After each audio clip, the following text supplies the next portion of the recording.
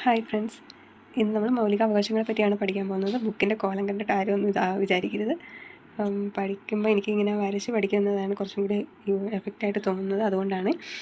അപ്പോൾ നമുക്ക് ക്ലാസ്സിലേക്ക് കിടക്കാം.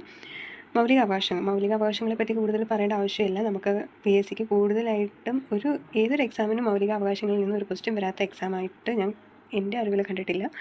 ഏതെങ്കിലും ഒരു ചെറിയ പാർട്ടെങ്കിലും ഉണ്ടാവും. അത്രയ്ക്ക് ഇമ്പോർട്ടൻ്റ് ആണ്. നമുക്കപ്പോൾ തുടങ്ങാം.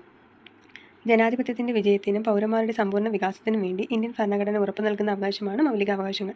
അപ്പം ജനാധിപത്യത്തിൻ്റെ വിജയത്തിനും പൗരന്മാരുടെ സമ്പൂർണ്ണ വികാസത്തിനും വേണ്ടി ഇന്ത്യൻ ഭരണഘടന ഉറപ്പു നൽകുന്ന ഒരു അവകാശമാണ് മൗലികാവകാശം. ഒരു വ്യക്തിക്ക് ഒരു കാരണവശാലും ഇത് നിഷേധിക്കാൻ പാടില്ലാത്തൊരു അവകാശം കൂടിയാണ് മൗലികാവകാശം. അപ്പോൾ ഒരു വ്യക്തിക്ക് ഒരു കാരണവശാലും മൗലികാവകാശം നിഷേധിക്കപ്പെടാൻ പാടില്ല.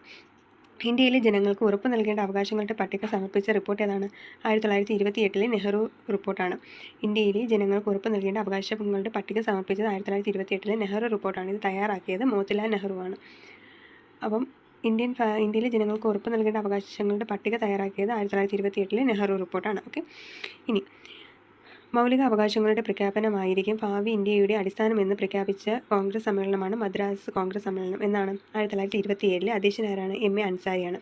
അപ്പം മൗലിക അവകാശങ്ങളുടെ പ്രഖ്യാപനമായിരിക്കും ഭാവി ഇന്ത്യയുടെ അടിസ്ഥാനമെന്ന് പ്രഖ്യാപിച്ച കോൺഗ്രസ് സമ്മേളനമാണ് മദ്രാസ് കോൺഗ്രസ് സമ്മേളനം. 1927 അധ്യക്ഷൻ MA അൻസാരി. മൗലിക അവകാശങ്ങളെക്കുറിച്ച് പ്രമേയം പാസാക്കിയ കോൺഗ്രസ് സമ്മേളനം ഏതാണ്? കറാച്ചി സമ്മേളനമാണ്. 1931 കറാച്ചി സമ്മേളനമാണ്. അത് അധ്യക്ഷൻ സർദാർ വല്ലഭായ് പട്ടേലാണ്. മൗലിക അവകാശങ്ങളെക്കുറിച്ച് പ്രമേയം പാസാക്കിയ കോൺഗ്രസ് സമ്മേളനം കറാച്ചി സമ്മേളനമാണ്. 1931 അധ്യക്ഷൻ സർദാർ വല്ലഭായ് പട്ടേലാണ്. മൗലിക അവകാശങ്ങളെ സംബന്ധിച്ചുള്ള പ്രമേയം തയ്യാറാക്കിയതാരാണ്? ജവഹർലാൽ നെഹ്റുവാണ്. ഇനി ഇന്ത്യൻ ഭരണഘടനയിൽ മൗലിക അവകാശങ്ങൾ ഉൾക്കൊള്ളിച്ചിരിക്കുന്ന ഭാഗം എല്ലാവർക്കും കാണാപ്പാടായിരിക്കും. ഭാഗം 3 അപ്പം ഇന്ത്യൻ ഭരണഘടനയും മൗലിക അവകാശങ്ങൾ ഉൾക്കൊള്ളിച്ചിരിക്കുന്ന ഭാഗം 3 ഇന്ത്യൻ ഭരണഘടനയും മൗലിക അവകാശങ്ങൾ ഉൾക്കൊള്ളിച്ചിരിക്കുന്ന ആർട്ടിക്കിൾ ഏതാണ്? 12 മുതൽ 35 വരെയാണ്. അപ്പം ഇന്ത്യൻ ഭരണഘടനയും മൗലിക അവകാശങ്ങൾ ഉൾക്കൊള്ളിച്ചിരിക്കുന്ന ഭാഗം 3 ആർട്ടിക്കിൾ 12 മുതൽ 35 വരെയാണ്. മൗലിക അവകാശങ്ങൾ ഇന്ത്യൻ ഭരണഘടന കടം കൊണ്ടിരിക്കുന്നത് എവിടെ നിന്നാണ്? അമേരിക്കയെ അതോ US നിന്നാണ്? മൗലിക അവകാശങ്ങൾ ഇന്ത്യൻ ഭരണഘടന കടം കൊണ്ടിരിക്കുന്നത് USA നിന്നാണ്.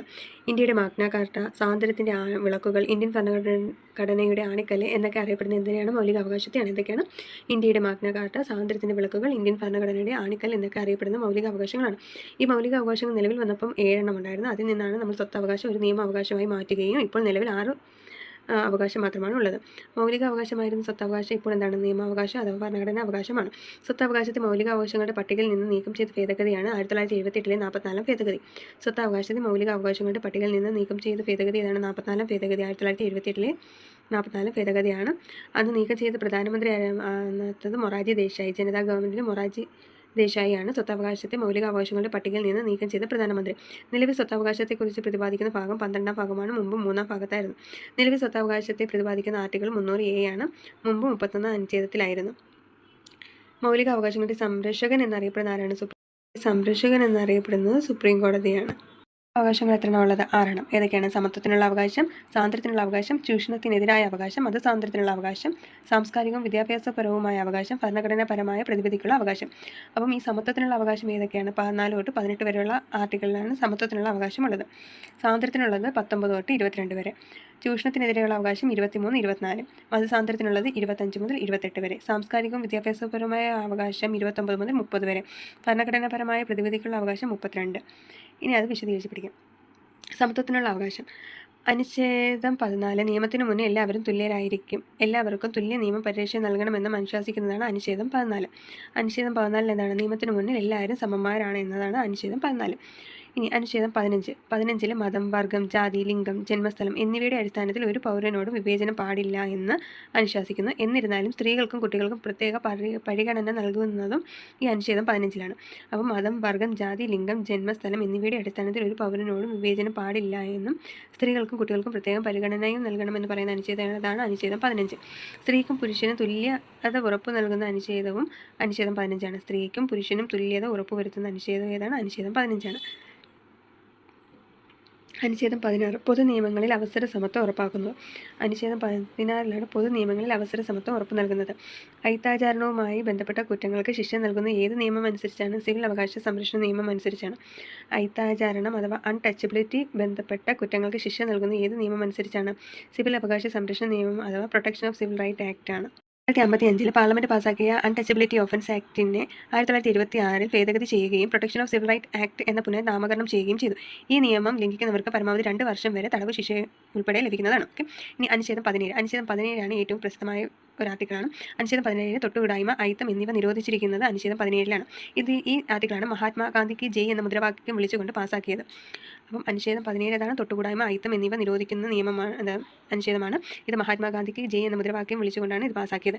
അനുച്ഛേദം 18 പദവി, നാമങ്ങൾ, അക്കാദമിക്, മിലിറ്ററി എന്നിവ ഒഴികെയുള്ളവ നിരോധിച്ചിരിക്കുന്നതാണ് ആർട്ടിക്കിൾ 18. അപ്പം സമത്വത്തിനുള്ളത് അവകാശം 14 തൊട്ട് 18 വരെയാണ്. അതെന്തൊക്കെയാണെന്ന് നോക്കി നോക്കാം. അനുച്ഛേദം 14 എല്ലാവരും നിയമത്തിന് മുന്നിൽ തുല്യരാണ്. അനുച്ഛേദം 15 മതം, ജാതി, ലിംഗം, ജന്മസ്ഥലം എന്നിവയുടെ അടിസ്ഥാനത്തിൽ വിവേചനം പാടില്ല. സ്ത്രീ പുരുഷ തുല്യത ഉറപ്പുവരുത്തുന്ന അനുച്ഛേദം 15 പിന്നെ അനുച്ഛേദം 16 പൊതു നിയമങ്ങളിൽ അവസരം ഉറപ്പുവരുത്തുന്ന അനുച്ഛേദം 16 പൊതു നിയമങ്ങളിൽ അവസരം ഉറപ്പുവരുത്തുന്നത്. 17 അൺടച്ചബിലിറ്റി, തൊട്ടുകൂടായ്മ, അയിത്തം എന്നിവ നിരോധിക്കുന്നത് അനുച്ഛേദം 17 അനുച്ഛേദം 17 പ്രത്യേകത ഗാന്ധിജിക്ക് ജയ് എന്ന മുദ്രാവാക്യത്തോടു കൂടി പാസാക്കിയതാണ്. അനുച്ഛേദം 18 പദവി നിയമങ്ങൾ, അതായത് അക്കാദമിക്, മിലിറ്ററി പദവികൾ ഒഴികെയുള്ള പദവികൾ നിരോധിക്കുന്നതാണ് അനുച്ഛേദം 18. ഇനി സ്വാതന്ത്ര്യത്തിനുള്ള അവകാശം. അനുച്ഛേദം 19 ക്ലോസ് 1 6 മൗലിക സ്വാതന്ത്ര്യങ്ങളാണ് പ്രതിപാദിക്കുന്നതാണിത്. അതേതൊക്കെയാണ്? അഭിപ്രായ സ്വാതന്ത്ര്യം, ആയുധങ്ങളില്ലാതെ സമാധാനപരമായി സമ്മേളിക്കാനുള്ള സ്വാതന്ത്ര്യം, സംഘടനകൾ രൂപീകരിക്കുന്നതിനുള്ള സ്വാതന്ത്ര്യം, സഞ്ചാര സ്വാതന്ത്ര്യം, ഇന്ത്യയിൽ എവിടെയും താമസിക്കുന്നതിനുള്ള സ്വാതന്ത്ര്യം, മാന്യമായി ഏത് തൊഴിലും ചെയ്യുന്നതിനുള്ള സ്വാതന്ത്ര്യം. അങ്ങനെ 6 സ്വാതന്ത്ര്യങ്ങൾ, മൗലിക സ്വാതന്ത്ര്യങ്ങൾ ഉൾപ്പെടുന്നതാണ് അനുച്ഛേദം 19(1). അപ്പം എന്തൊക്കെയാണ് അഭിപ്രായം? നമുക്ക് ആദ്യം അഭിപ്രായം പറയാനുള്ള സ്വാതന്ത്ര്യമുണ്ട്. പിന്നെ അത് ആയുധങ്ങളൊന്നും ഇല്ലാതെ അത് സമ്മേളിക്കാനുള്ള സ്വാതന്ത്ര്യമുണ്ട്. പിന്നെ ചെറിയ സംഘടനകൾ രൂപീകരിക്കാനുള്ള സ്വാതന്ത്ര്യമുണ്ട്. പിന്നെ എവിടെയും സഞ്ചരിക്കാനുള്ള സ്വാതന്ത്ര്യമുണ്ട്. എവിടെയും താമസിക്കാനുള്ള സ്വാതന്ത്ര്യമുണ്ട്. പിന്നെ മാന്യമായി തൊഴിൽ ചെയ്യാനുള്ള സ്വാതന്ത്ര്യമുണ്ട്. ഇനി മൗലിക സ്വാതന്ത്ര്യങ്ങൾ ഉൾപ്പെട്ടിരിക്കുന്ന സ്വത്തവകാശം, അതായത് 19 ക്ലോസ് 1 ക്ലോസ് F 44 ഭേദഗതി വഴി ഒഴിവാക്കിയിട്ടുണ്ട്. പത്രസ്വാതന്ത്ര്യം പരോക്ഷമായി ഉൾക്കൊള്ളിച്ചിരിക്കുന്ന ഭരണഘടനാ വകുപ്പ് ഏതാണ്? അനുച്ഛേദം 19(1) ക്ലോസ് A ആണ്. പത്രസ്വാതന്ത്ര്യം പരോക്ഷമായി ഉൾക്കൊള്ളുന്ന ഭരണഘടനാ വകുപ്പ് അനുച്ഛേദം 19(1) A ആണ്. ഇനി ഫോർത്ത് എസ്റ്റേറ്റ് എന്നറിയപ്പെടുന്ന പത്രമാധ്യമങ്ങളെയാണ്. ഫോർത്ത് എസ്റ്റേറ്റ് എന്നറിയപ്പെടുന്ന ഏതിനെയാണ്? പത്രമാധ്യമങ്ങളെയാണ്. ഫോർത്ത് എസ്റ്റേറ്റ് എന്ന പദം ആദ്യമായി ഉപയോഗിച്ച എഡ്മണ്ട് ബുർക്കാണ്. ഫോർത്ത് എസ്റ്റേറ്റ് എന്ന പദം ആദ്യമായി ഉപയോഗിച്ചത് ആരാണ്? എഡ്മണ്ട് ബുർക്കാണ്. ഇനി അനുച്ഛേദം 20. ഒരു കുറ്റവാളിക്ക് ലഭിക്കുന്ന 3 തരത്തിലുള്ള സംരക്ഷണമാണ് അനുച്ഛേദം 20 പറയുന്നത്. എന്താണ്? അനുച്ഛേദം 20 ഒരു കുറ്റവാളിക്ക് ലഭിക്കുന്ന 3 തരം സംരക്ഷണം. മുൻകാല പ്രാബല്യത്തോടെ ക്രിമിനൽ നിയമങ്ങൾ പാസ്സാക്കുവാൻ പാടില്ല. ഒരു വ്യക്തിയെ ഒരു കുറ്റത്തിന് ഒന്നിലധികം തവണ ശിക്ഷിക്കാൻ പാടില്ല. ക്രിമിനൽ കേസുകളിൽ ഒരു വ്യക്തിയെ അയാൾക്കെതിരായി തെളിവുകൾ നൽകുന്നതിന് നിർബന്ധിക്കാൻ പാടില്ല. അപ്പോൾ എന്തൊക്കെയാണ് മുൻകാല പ്രാബല്യത്തിൽ ക്രിമിനൽ നിയമങ്ങൾ പാസ്സാക്കുവാൻ പാടില്ല? ഒരു വ്യക്തിയെ ഒരു കുറ്റത്തിന് ഒന്നിലധികം തവണ ശിക്ഷിക്കാൻ പാടില്ല. ക്രിമിനൽ കേസുകളിൽ ഒരു വ്യക്തിയെ അയാൾക്കെതിരെ തെളിവുകൾ നൽകുന്നതിന് നിർബന്ധിക്കാനും പാടില്ല. ഇനി അനുച്ഛേദം 21. അനുച്ഛേദം 21 ഒരു പ്രധാനപ്പെട്ട അനുച്ഛേദമാണ്. ജീവിക്കുന്നതിന് വ്യക്തി സ്വാതന്ത്ര്യത്തിനുള്ള അവകാശമാണ് ആർട്ടിക്കിൾ 21. ജീവിക്കുന്നതിന് വ്യക്തി സ്വാതന്ത്ര്യത്തിനുള്ള അവകാശമാണ് ആർട്ടിക്കിൾ 21. ഈ ആർട്ടിക്കിൾ 21 മൗലിക അവകാശങ്ങളുടെ അടിത്തറ എന്നാണ് അറിയപ്പെടുന്നത്. ആർട്ടിക്കിൾ 21 എന്താണ്? മൗലിക അവകാശങ്ങളുടെ അടിത്തറ എന്നാണ് അറിയപ്പെടുന്നത്. പൊതുസ്ഥലങ്ങളിൽ പുകവലിക്കുന്നത് കേരള ഹൈക്കോടതി നിരോധിച്ചത് ഭരണഘടനയുടെ ഏത് അനുച്ഛേദം അനുസരിച്ചാണ്? 21ാമത്തെ അനുച്ഛേദം അനുസരിച്ചാണ്. പൊതുസ്ഥലങ്ങളിൽ പുകവലിക്കുന്നത് കേരള ഹൈക്കോടതി നിരോധിച്ചത് ഭരണഘടനയുടെ 21ാം അനുച്ഛേദം അനുസരിച്ചാണ്. പിന്നെ സ്വകാര്യതയ്ക്കുള്ള അവകാശം മൗലിക അവകാശം എന്ന് പറഞ്ഞതും സ്വകാര്യതയ്ക്കുള്ള അവകാശം മൗലിക അവകാശമാണെന്ന് ഈയിടയ്ക്ക് മനുഷ്യമായ സുപ്രീം കോടതി പ്രാബല്യത്തിൽ കൊണ്ടുവന്ന ആരാണ്? KS പുട്ടസ്വാമി കേസാണ്. അദ്ദേഹം ഈ 2024 മരണമടഞ്ഞത്. സ്വകാര്യതയ്ക്കുള്ള അവകാശം മൗലിക അവകാശമാണെന്ന് സുപ്രീം കോടതി പ്രഖ്യാപിച്ച ഏത് കേസിലാണ്? KS പുട്ടസ്വാമി കേസാണ് 2017. സ്വകാര്യതയ്ക്കുള്ള അവകാശം ഉൾക്കൊള്ളിക്കുന്ന അനുച്ഛേദം ആർട്ടിക്കിൾ 21. അപ്പോൾ ആർട്ടിക്കിൾ 21 എന്തൊക്കെയാണ്? ജീവിക്കുന്നതിനും വ്യക്തി സ്വാതന്ത്ര്യത്തിനുള്ള അവകാശമാണ് മൗലിക അവകാശങ്ങളുടെ അടിത്തറ എന്നാണ് അറിയപ്പെടുന്നത്. പൊതുസ്ഥലങ്ങളിൽ പുകവലിക്കുന്നത് കേരള ഹൈക്കോടതി നിരോധിച്ചത് ഭരണഘടന അനുച്ഛേദം 21 പ്രകാരമാണ്. സ്വകാര്യതയ്ക്കുള്ള അവകാശം മൗലിക അവകാശമായാണ് കണക്കാക്കുന്നത്. സ്വകാര്യതയ്ക്കുള്ള അവകാശം മൗലിക അവകാശമാണെന്ന് സുപ്രീം കോടതി പ്രഖ്യാപിച്ചത് KS പുട്ടസ്വാമി കേസിലാണ്. സ്വകാര്യതയ്ക്കുള്ള അവകാശം ഉൾക്കൊള്ളുന്നത് അനുച്ഛേദം 21 ഇന്ത്യയിലെ ഒരു പൗരന് സ്വന്തം ഇഷ്ടപ്രകാരം ജീവിത പങ്കാളിയെ. അപ്പോൾ അനുച്ഛേദം 21 എന്താണ്? മൗലിക അവകാശങ്ങളുടെ അടിത്തറ എന്നറിയപ്പെടുന്നത്. അത് അനുച്ഛേദം 21 ജീവിക്കുന്നതിന് വ്യക്തി സ്വാതന്ത്ര്യത്തിനുള്ള അവകാശമാണ്. ഇത് മൗലിക അവകാശങ്ങളുടെ അടിത്തറ എന്നാണ് അറിയപ്പെടുന്നത്. പൊതുസ്ഥലങ്ങളിൽ പുകവലിക്കുന്ന കേരള ഹൈക്കോടതി നിരോധിച്ചത് അനുച്ഛേദം 21 പ്രകാരമാണ്. സ്വകാര്യതയ്ക്കുള്ള അവകാശം മൗലിക അവകാശമായി പ്രഖ്യാപിച്ചത് സുപ്രീം കോടതി പ്രഖ്യാപിച്ചത് KS പുട്ടസ്വാമിയുടെ കേസിലാണ്. സ്വകാര്യതയ്ക്കുള്ള അവകാശം ഉൾക്കൊള്ളുന്നത് അനുച്ഛേദം 21 പിന്നെ ഇന്ത്യയിലെ ഒരു പൗരന് സ്വന്തം ഇഷ്ടപ്രകാരം ജീവിത പങ്കാളിയെയും തിരഞ്ഞെടുക്കുന്നതിനുള്ള അവകാശം അനുച്ഛേദം 21 ഇനി ആർട്ടിക്കിൾ 21A. ആർട്ടിക്കിൾ 21A പറയുന്നത് വെച്ചാൽ 6 വയസ്സ് മുതൽ 14 വയസ്സ് വരെയുള്ള കുട്ടികൾക്കുള്ള സൗജന്യ വിദ്യാഭ്യാസം മൗലിക അവകാശമാക്കി മാറ്റിയ ഭരണഘടനാ ഭേദഗതി 86 ഭേദഗതി പ്രകാരമാണ്. ഇത് വിദ്യാഭ്യാസം മൗലിക അവകാശമാക്കി മാറ്റിയ ഭരണഘടനാ ഭേദഗതിയാണ് ആർട്ടിക്കിൾ 21A എന്നുള്ളത്. വിദ്യാഭ്യാസ അവകാശ നിയമം. ആർട്ടിക്കിൾ 21A ചുവട് പിടിച്ച് പാർലമെന്റ് പാസാക്കിയ നിയമമാണ് വിദ്യാഭ്യാസ അവകാശ നിയമം. ഏതിൻ്റെ ചുവട് വെച്ചാണ്? ആർട്ടിക്കിൾ 21A ചുവട് വെച്ച് പാർലമെന്റ് പാസാക്കിയ നിയമമാണ് വിദ്യാഭ്യാസ അവകാശ നിയമം. വിദ്യാഭ്യാസ അവകാശ നിയമം പാർലമെന്റ് പാസാക്കിയ വർഷം 2009 ആഗസ്റ്റ് 26 വിദ്യാഭ്യാസ അവകാശ നിയമം പാർലമെന്റ് പാസാക്കിയത് 2029 ആഗസ്റ്റ് 26 ഈ അവകാശം നിലവിൽ വന്നത് 2010 ഏപ്രിൽ 1 പാർലമെന്റ് പാസാക്കിയത് 2009 ആഗസ്റ്റ് 26 നിലവിൽ വന്നത് 2010 ഏപ്രിൽ 1 ഭരണഘടനയിൽ സുവർണ്ണ ത്രികോണം എന്നറിയപ്പെടുന്നത് ഏതൊക്കെ അനുച്ഛേദങ്ങളാണ്? 14, 19, 21. 14 എന്താണ്? നമ്മുടെ എല്ലാവരും നിയമത്തിന് മുന്നിൽ സമന്മാരാണെന്നുള്ളതാണ് 14. 19 എന്താണ്? ആർട്ടിക്കിൾ 19 നമ്മുടെ മൗലിക സ്വാതന്ത്ര്യമാണ്. ആർട്ടിക്കിൾ 21 എന്താണ്? ജീവിക്കുന്നതിനും വ്യക്തി സ്വാതന്ത്ര്യത്തിനുള്ള അവകാശം. അതിന് ഈ 3 അനുച്ഛേദങ്ങളെയാണ് ഗോൾഡൻ ട്രയാങ്കിൾ അഥവാ ഭരണഘടനയുടെ സുവർണ്ണ ത്രികോണം എന്നറിയപ്പെടുന്നത്. അവകാശങ്ങളിൽ ഭേദഗതി വരുത്താൻ അധികാരമുള്ളത് ആർക്കാണ്? പാർലമെന്റിനാണ്. മൗലികാവകാശങ്ങളിൽ ഭേദഗതി വരുത്താൻ അധികാരമുള്ളത് പാർലമെന്റിനാണ്. അടിയന്തരാവസ്ഥ സമയങ്ങളിൽ മൗലികാവകാശങ്ങൾ റദ്ദു ചെയ്യാനുള്ള അവകാശം രാഷ്ട്രപതിക്കാണ്. അടിയന്തരാവസ്ഥ പ്രഖ്യാപിച്ച ഉടൻ രാഷ്ട്രപതി ഇടപെടലില്ലാതെ തന്നെ സ്വാഭാവികമായി റദ്ദാകുന്ന മൗലിക അവകാശമാണ് അനുച്ഛേദം 19. അടിയന്തരാവസ്ഥ പ്രഖ്യാപിച്ച ഉടൻ രാഷ്ട്രപതി ഇടപെടലില്ലാതെ തന്നെ സ്വാഭാവികമായി റദ്ദാകുന്ന മൗലികാവകാശം ഇതാണ് അനുച്ഛേദം 19. എന്താണ്? 6 തരം സ്വാതന്ത്ര്യങ്ങളാണുള്ളത്.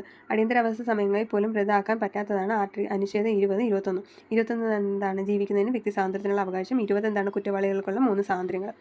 ഇനി അനുച്ഛേദം 22 നിയമവിധേയമല്ലാത്ത അറസ്റ്റിനും തടങ്കലിനുമെതിരെ സംരക്ഷണം നൽകുന്നതാണ്. അനുച്ഛേദം 22 എന്നാണ് നിയമവിധേയമല്ലാത്ത അറസ്റ്റിനും തടങ്കലിനുമെതിരെ സംരക്ഷണം നൽകുന്നു. ഒരാളെ അറസ്റ്റ് ചെയ്താൽ 24 മണിക്കൂറിനുള്ളിൽ മജിസ്ട്രേറ്റിന് മുന്നിൽ ഹാജരാക്കണമെന്ന് അനുശാസിക്കുന്ന ഭരണഘടനാ വകുപ്പാണ് അനുച്ഛേദം 22. കരുതൽ തടങ്കലിനെ കുറിച്ച് പ്രതിപാദിക്കുന്നതും 22-ലാണ്. കരുതൽ തടങ്കലായ ആദ്യ വ്യക്തിയാണ് A.K. ഗോപാലൻ. ഇന്ത്യയിലെ കരുതൽ തടങ്കൽ നിയമപ്രകാരം അറസ്റ്റിലായ ആദ്യ വ്യക്തി ഏതാണ്? A.K. ഗോപാലനാണ്. കരുതൽ തടങ്കലാക്കിയ ഒരു വ്യക്തിയെ വിചാരണ കൂടാതെ എത്ര കാലം വരെ തടവിലാക്കാൻ പറ്റും? 3 മാസം. ഇനി അടുത്തത് ചൂഷണത്തിനെതിരായ അവകാശം. ചൂഷണത്തിനെതിരായ അവകാശത്തിൽ അനുച്ഛേദം 23. അനുച്ഛേദം 23 പ്രതിപാദിക്കുന്നത് മനുഷ്യക്കടത്ത്, അടിമത്തം, നിർബന്ധിച്ച് തൊഴിലെടുക്കൽ എന്നിവ നിരോധിക്കുന്നതാണ് അനുച്ഛേദം 23. അനുച്ഛേദം 23 എന്താണ്? മനുഷ്യക്കടത്ത്, അടിമത്തം, നിർബന്ധിച്ച് തൊഴിലെടുക്കുന്ന എന്നിവയാണ് 23. അതൊരു ചൂഷണമല്ല. അപ്പം ചൂഷണത്തിൻ്റെ ഫസ്റ്റ് മനുഷ്യക്കടത്ത്, അടിമത്തം എന്നിവയാണ്. 24 ബാലവേല നിരോധിക്കുന്നതാണ്. 24 ബാലവേല നിരോധിക്കുക. അപ്പം ബാലവേല ഉപയോഗിച്ചിട്ടില്ലാത്ത ഉൽപ്പന്നങ്ങൾക്ക് നൽകുന്ന ഗുണമേന്മയാണ് റാഗ് മാർക്ക്. ഇപ്പോൾ അത് ഗുഡ് ബീവ് എന്നാണ്. ഈ റാഗ് മാർക്ക് എന്ന ആശയം കൊണ്ടുവന്നത് കൈലാസ് സത്യാർത്ഥിയാണ്. അദ്ദേഹമാണ് 2014 മലാലയ്ക്കൊപ്പം സമാധാനത്തിലുള്ള നോബൽ സമ്മാനം ലഭിച്ച ഇന്ത്യക്കാരനാണ് കൈലാസ് സത്യാർത്ഥി. അദ്ദേഹത്തിൻ്റെ സംഘടനയാണ് ബച്ചപ്പൻ ബച്ചാവോ ആന്തോളൻ. കൈലാസ് സത്യാർത്ഥി ചിൽഡ്രൻസ് ഫൗണ്ടേഷൻ എന്ന സംഘടന ഭാരതയാത്ര നടത്തിയത്. ലോക ബാലവേല വിരുദ്ധ ദിനം എന്നാണ് ജൂൺ 12-നാണ് മറക്കരുത്. World day against child labour June 12. ലോക ബാലവേല വിരുദ്ധ ദിനം. അനുച്ഛേദം 25 ഇഷ്ടമുള്ള മതത്തിൽ വിശ്വസിക്കുന്നതിനും ആചരിക്കുന്നതിനും പ്രചരിപ്പിക്കുന്നതിനുള്ള അവകാശമാണ് അനുച്ഛേദം 25. ഇഷ്ടമുള്ള മതത്തിൽ വിശ്വസിക്കുന്നതിനും ആചരിക്കുന്നതിനും പ്രചരിക്കുന്നതിനുള്ള അവകാശമാണ് അനുച്ഛേദം 25. 26 മതവിഭാഗങ്ങൾക്കും ജീവകാരുണ്യ സ്ഥാപനങ്ങൾ സ്ഥാപിക്കുന്നതിനും നോക്കി നടത്തുന്നതിനുള്ള അവകാശമാണ്. 27 ഏതെങ്കിലും പ്രത്യേക മതത്തിൻ്റെ പ്രോത്സാഹനത്തിന് വേണ്ടി നികുതി കൊടുക്കാൻ നിർബന്ധിക്കുന്നതിനെതിരായ അവകാശമാണ്. 28 ഗവൺമെൻറ് നടപ്പാക്കുന്നതോ ഗവൺമെൻറ്റിൻ്റെ സഹായം സ്വീകരിക്കുന്നതായ വിദ്യാഭ്യാസ സ്ഥാപനങ്ങളിൽ മതബോധം നടത്താനോ മത ആചാരങ്ങൾ നിർബന്ധമാക്കാനോ പാടില്ലെന്ന് അനുശാസിക്കുന്നതാണ് അനുച്ഛേദം 28. അപ്പം മതസ്വാതന്ത്ര്യത്തിലേതാണ് 25 മുതൽ 28 വരെയാണ്. 25 ആദ്യം പറയുന്നത് ഇഷ്ടമുള്ള മതത്തിൽ വിശ്വസിക്കുന്നതിന്, അത് ആചരിക്കുന്നതിനും പ്രചരിക്കുന്നതിനുള്ള അവകാശമുണ്ട്. പിന്നെ 26 മതവിഭാഗങ്ങൾക്ക് അടിസ്ഥാനമായ സ്ഥാപനങ്ങൾ സ്ഥാപിക്കാനോ അത് നോക്കി നടത്താനോ അവകാശമുണ്ട്. 27 ഏതെങ്കിലും ഒരു പ്രത്യേക മതത്തെ പ്രോത്സാഹിപ്പിക്കുകയോ നികുതി കൊടുക്കാനോ നിർബന്ധിക്കുന്നതിനെതിരായുള്ള അവകാശമാണ്. 28 ഗവൺമെൻറ് നടത്തുന്നതോ ഗവൺമെൻറ് സഹായം സ്വീകരിക്കുന്നതായ വിദ്യാഭ്യാസ സ്ഥാപനങ്ങൾ മതബോധം നടത്താനോ മതാചാരങ്ങൾ നടത്താനോ പാടില്ല. പിന്നെ സ്റ്റേറ്റിൻ്റെ സഹായമില്ലാത്ത പ്രത്യേക വിദ്യാഭ്യാസ സ്ഥാപനങ്ങളിൽ മതപരമായ പ്രവർത്തനങ്ങൾ അനുവദനീയമാണെങ്കിലും പ്രസ്തുത പ്രവർത്തനങ്ങൾ പങ്കെടുക്കാൻ ഒരു വ്യക്തിയെ നിർബന്ധിക്കാനും പാടില്ല. ഇനി അടുത്തത് സാംസ്കാരികവും വിദ്യാഭ്യാസപരവുമായ അവകാശം 29, 30. അപ്പം ഈ സാംസ്കാരിക വിദ്യാഭ്യാസപരമായ അവകാശമാണ് ന്യൂനപക്ഷ വിഭാഗങ്ങൾക്ക് വേണ്ടി ഭരണഘടന ഉൾക്കൊള്ളിച്ചിരിക്കുന്ന അവകാശമാണിത്. സാംസ്കാരിക വിദ്യാഭ്യാസപരമായ അവകാശമാണ് ന്യൂനപക്ഷ വിഭാഗങ്ങൾക്ക് വേണ്ടി ഭരണഘടന ഉൾക്കൊള്ളിച്ചിരിക്കുന്നത്. അതിൽ അനുച്ഛേദം 21 എന്താണ്? ന്യൂനപക്ഷ വിഭാഗങ്ങളുടെ താല്പര്യങ്ങളെ സംരക്ഷിക്കുന്നതിന് വേണ്ടിയാണ് അനുച്ഛേദം 29 ഉള്ളത്.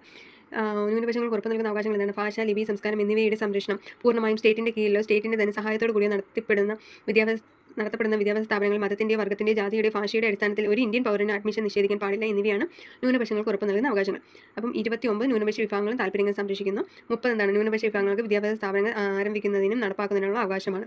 അനുച്ഛേദം 30 ന്യൂനപക്ഷ വിഭാഗങ്ങൾക്ക് വിദ്യാഭ്യാസ സ്ഥാപനങ്ങൾ ആരംഭിക്കുന്നതിനും നടപ്പാക്കുന്നതിനുള്ള അവകാശമാണ്.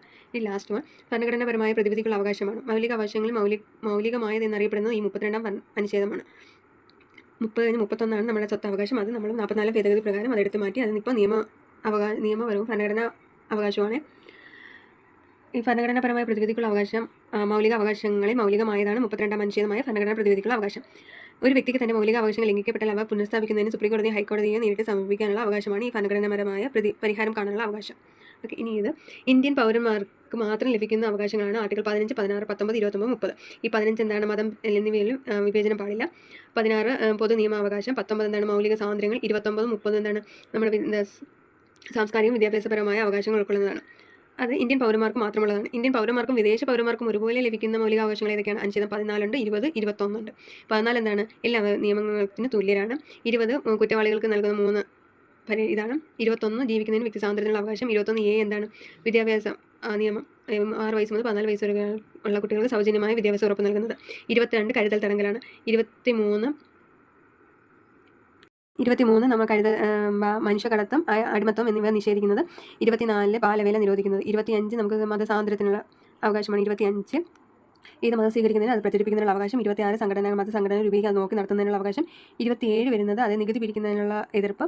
28 ഗവൺമെൻറ് ഗവൺമെൻറ് സഹായം സ്വീകരിക്കുന്നതായ വിദ്യാഭ്യാസ സ്ഥാപനങ്ങളിൽ മതബോധം നടത്താനും മത ആചാരങ്ങൾ നിർബന്ധിച്ച് പ്രവർത്തിപ്പിക്കാനും പാടില്ല എന്നുള്ളത്.